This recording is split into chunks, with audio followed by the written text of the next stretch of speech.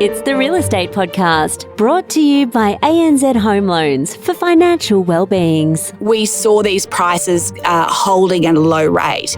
So there's a lot being written that not only have we had these increases, but that could just be the recovery. And now, in fact, Heatley, Vincent, Condon, Rasmussen, Cranbrook could actually start to hit their growth. And that's exciting for Townsville. And that is Jools Munro on the Real Estate Breakfast in Townsville. And we will go back to her in just a moment as we bring you another episode of the Property Insights, of course, connecting you to the best real estate information across Australia 7 days a week, because we talk to all of the real estate experts around the country so you don't have to. It's all here in one place. And you can stream us anytime on iHeartRadio, Spotify, Apple Podcasts and Amazon.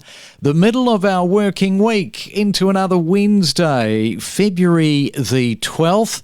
And we know that bargain hunting buyers have driven a property boom in Australia's most affordable suburbs.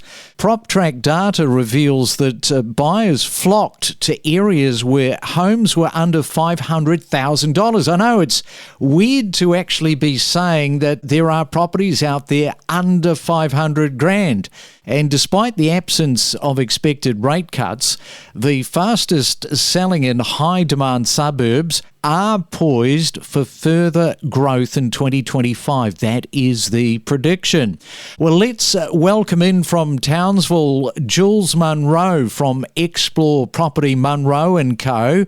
And a very good morning to you, Jools. Welcome to the Real Estate Breakfast this morning. Such a pleasure to be with you, and I love talking all things Townsville. Love it. Hang on just a moment. You say that, but you're an import from Brisbane, not local. I am a ring-in. Look, I was a police officer for 23 years until I found real estate, and now real estate has been my passion right here in Townsville for 13 years. How much of that skill base of being a police officer for all of those years have transferred into real estate? Firstly, we need to be able to communicate and talk to people at a range of depth and relating to different people from different backgrounds and those who are under pressure and those who are in a place of joy and growth.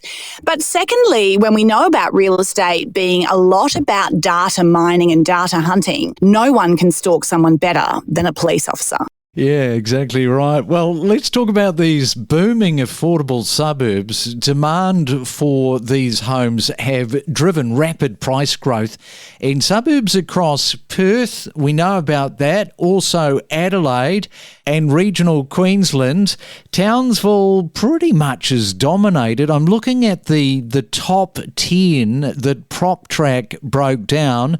50% of these, Jools, in other words, 5 of these suburbs are in Townsville. We are not surprised. We have been undervalued and our market has been doing it tough for way too long.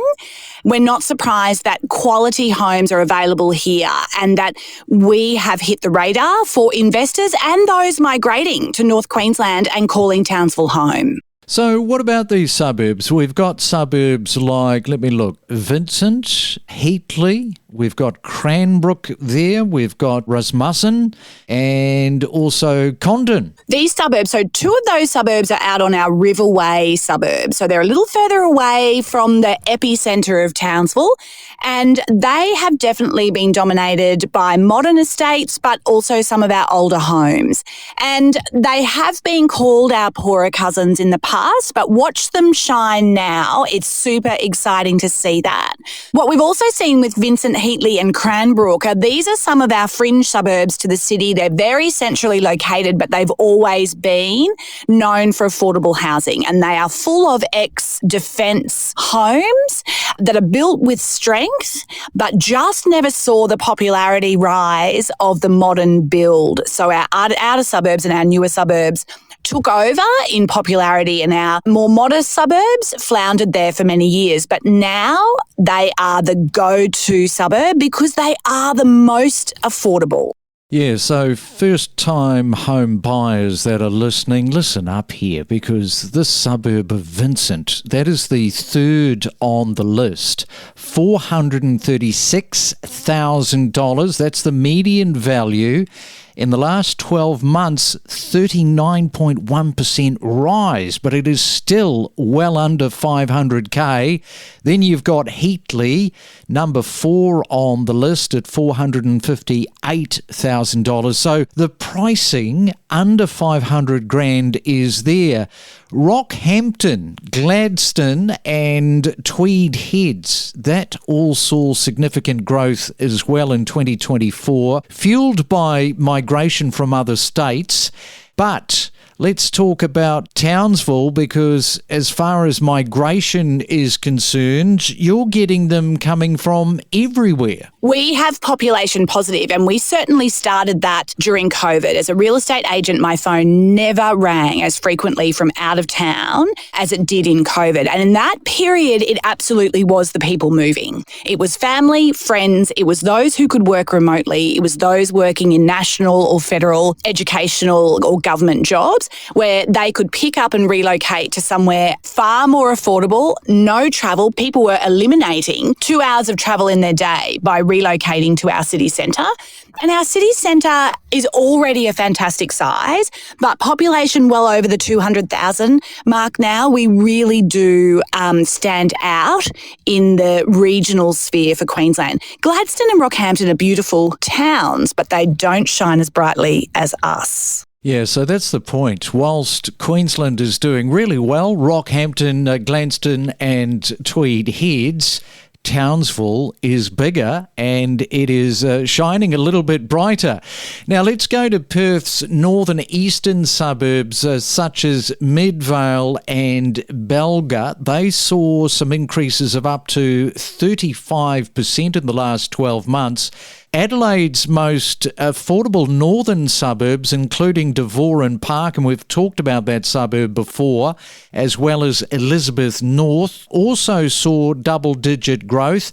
Migration, as we were just talking about, you are getting them coming in from Perth as well as Adelaide. First-time buyers looking at you rather favourably. I think too, a lot of people are familiar with Townsville because we are the biggest garrison city in this country. And when the federal government a couple of years ago announced that they were pushing all of the defence resources to the northern part of Australia, and Townsville picked up 500 military personnel and, of course, the civilians that complement the defence, our phone started ringing from investors. That was the turning point. So COVID was the first part of the migration up here. Then the announcement of our military infrastructure and the doubling in size or tripling in size up here made the investors go, here is a hub that is fueled for growth. But it's not just that. Our port has been developed. We are very much a part of the hydrogen centre for Australia. We have some really rare aviation fuel experimental projects going on here in Townsville. So we are a very big cross-section of infrastructure and employment, which ensures that we are primed for growth. We are talking on our Wednesday morning to Jools Munro, and she is in Townsville this morning. When we come back in just a moment, we are going to be talking about this weather event, which is rather significant for the area. We'll talk about that after this. Ready to step up your property knowledge? Access powerful insights with us. Get insider tips from industry professionals and level up your real estate game by unlocking the secrets of successful real estate transactions. And it is a Real Estate Wednesday. Jools is with us from Townsville this morning. And Jools, just want to step over this rather significant weather event and what has been happening in the region. We are known, North Queensland's known to get a little windy and a little wet. And of course, at the beginning of February, it came down on Townsville, but more significantly to our very friendly neighbouring towns north of us, Cardwell, Innisfail, and also, importantly, Ingham. And all of the surrounding areas of the Burdekin, we had a lot of rainfall. Townsville itself fared extremely well. We definitely dodged a bullet. Our neighbouring towns sadly were not. And whilst they're familiar to floods, the devastation of these floods have driven, unfortunately, businesses to close and houses and homes to be unlivable. When weather events happen, we all chip in North Queensland, and we expect to see an influx of people needing accommodation from our surrounding townships, and that is also going to drive our already tight rental and purchasing or buying market here in Townsville. Yeah, unfortunately, it's just one of the byproducts. I mean, you look at the LA fires, same thing. Suddenly everybody needs accommodation, and it's very, very difficult to find. You touched on before the break the hub for hydrogen. Just for those listeners that are not aware of that, can you just explain that a little bit more and what it does mean for your region? Townsville's definitely been on the radar for some time and earmarked for massive projects to be developed right here in Townsville. And our Chamber of Commerce, our local Townsville enterprise, are out there championing our resources and availability for these projects to be hubbed right here. When the federal government elects northern regional cities to hub any sort of innovation, whether it be mining projects, hydrogen, green energy, whether we're importing or exporting, when those sorts of services are developed in an enormous way in regional northern towns, people come. Our infrastructure gets stronger. Our travel opportunities and connections to other towns get easier and cheaper. And again, it's one other reason to put a spotlight on Townsville. We are, of course, gorgeous. The majority of the year, we are definitely a destination. We're on the Great Barrier Reef. We're so close to many islands. And the lifestyle is definitely country town with city accessibility and city restaurants and provisions. We've been reading a lot, though, outside of those sorts of big government infrastructures and the white paper drawing attention to the Northern Queensland. We've been reading a lot about our marketplace. And they've been saying that so far this massive increase, these 30% plus growth in some of our suburbs, like you've mentioned, Heatley, Vincent and Cranbrook, is actually just a recovery. We probably should have always been around this price point, and for various reasons, with population declining in the latter part of 2018 and towards 2020, we saw these prices holding at a low rate. So there's a lot being written that not only have we had these increases, but that could just be the recovery. And now, in fact, Heatley, Vincent, Condon, Rasmussen, Cranbrook could actually start to hit their growth. And that's exciting for Townsville. All right then, Jules. Well, it sounds like it is all going on where you are in 2025. Townsville is the place to head.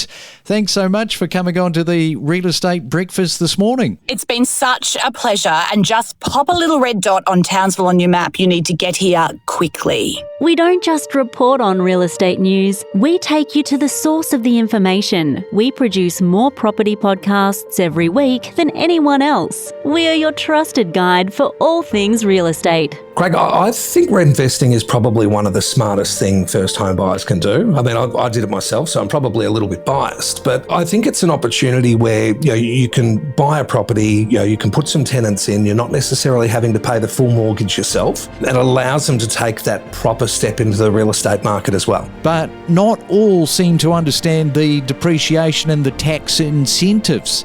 Once again, it comes down to the basics, you've got to talk to the right financial people. I completely agree. I think it's really interesting that it is the great Australian dream, but so many people know so little about what they need to do. So I think if you are investing, that's 100% one of the first things you should do is go and get that done. I think another way for first home buyers to save some money is to really go and do their research. Go and see a few mortgage brokers. Make sure that they're getting the best deal in the marketplace at the moment. We connect you to the best real estate information across Australia. The Real Estate Podcast.